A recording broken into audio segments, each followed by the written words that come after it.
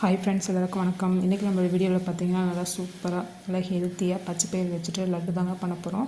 ரொம்பவே நல்லாயிருக்கும். பசங்க ஸ்கூல் விட்டு வர பசங்களுக்கு ஈவினிங் ஸ்நாக்ஸாக செஞ்சு கொடுக்கலாம். ரொம்ப விரும்பி சாப்பிடுவாங்க. வாங்க இந்த ஸ்நாக்ஸ் எப்படி பண்ணுறதுன்னு பார்க்கலாம். ஃபஸ்ட்டு ஒரு பவுல் எடுத்துக்கலாங்க. இதில் ஒரு 3/4 கப் அளவுக்கு பச்சை பயிர் எடுத்துக்கலாம். நல்லா க்ளீன் பண்ணிவிட்டு ஒரு பாத்திரத்தில் சேர்த்துக்கலாம். சேர்த்துட்டு நல்லா ஒரு 2 டைம் நல்லா கழுவிட்டு நல்ல தண்ணி ஊற்றிட்டு ஒரு 5லேருந்து 6 மணி நேரம் நல்லா ஊற வச்சுக்கலாங்க. மூடி போட்டு வச்சிடலாம். பகல் டைமில் செய்கிற மாதிரினா இந்த மாதிரி மதியத்தில் கூட நம்ம ஊற வச்சு ஈவினிங் செஞ்சு தரலாம். அப்படி இல்லைன்னா நீங்கள் நைட்டு ஊற வச்சுட்டு காலையில் கூட செய்யலாம். நல்லாயிருக்கும். நல்லா ஊறிடுச்சு என்னோடய பருப்பு. ஒரு 4லேருந்து 5 மணி நேரம் நல்லா ஊற வச்சுட்டேன். தண்ணியை ஃபுல்லாக கம்ப்ளீட்டாக வடிச்சிட்டு இந்த மாதிரி ஜாரில் சேர்த்துக்கலாம். நான் வந்து 2 டைமாக சேர்த்துக்கிறேன். சேர்த்துட்டு அரைச்சிட்டு வந்துடலாம். தண்ணி தேவைப்பட்டால் சும்மா ஒரு ஸ்பூன் ஊற்றி நம்ம அரைச்சிக்கலாங்க. நான் வந்து எனக்கு தண்ணி தேவைப்பட்டதுனால கொஞ்சமாக விட்டு அரைச்சிட்டு வந்துட்டேன். சும்மா லைட்டாக விட்டால் போதும், அதிகமாக தண்ணி விட வேண்டாம். பாருங்கள், இந்தளவுக்கு நல்லா மைய பருப்பே இல்லாமல் இந்தளவுக்கு மைய அரைச்சிட்டு ஒரு பாத்திரத்தில் சேர்த்துக்கலாம். மீதி இருக்கிற பருப்பையும் இதே மினும்பு அரைச்சிட்டு பாத்திரத்தில் சேர்த்துக்கலாம்.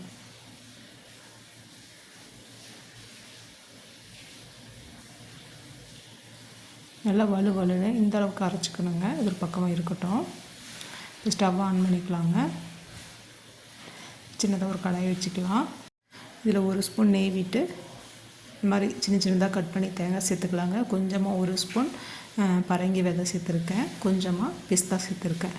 இந்த மாதிரி இந்தளவுக்கு நல்லா வறுத்துக்கலாம். வறுத்துட்டு ஒரு தட்டில் எடுத்து வச்சுக்கலாங்க. லைட்டாக வறுத்தா போதும்.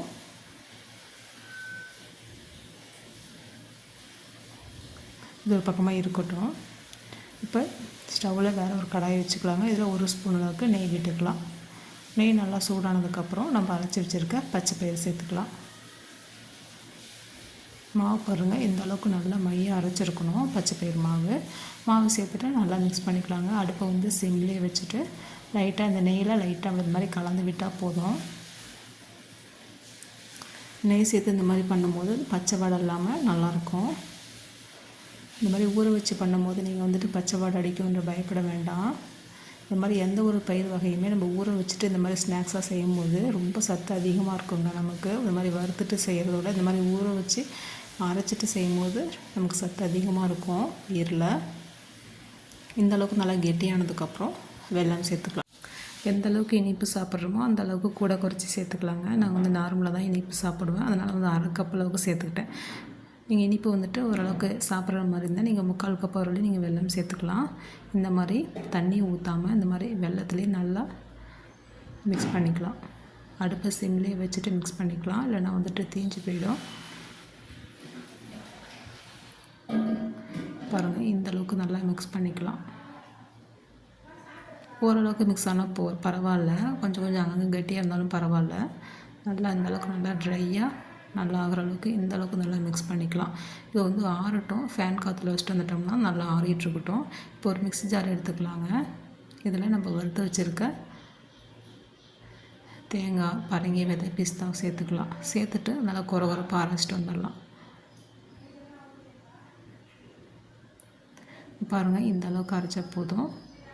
இது ஒரு பக்கமாக இருக்கட்டும்.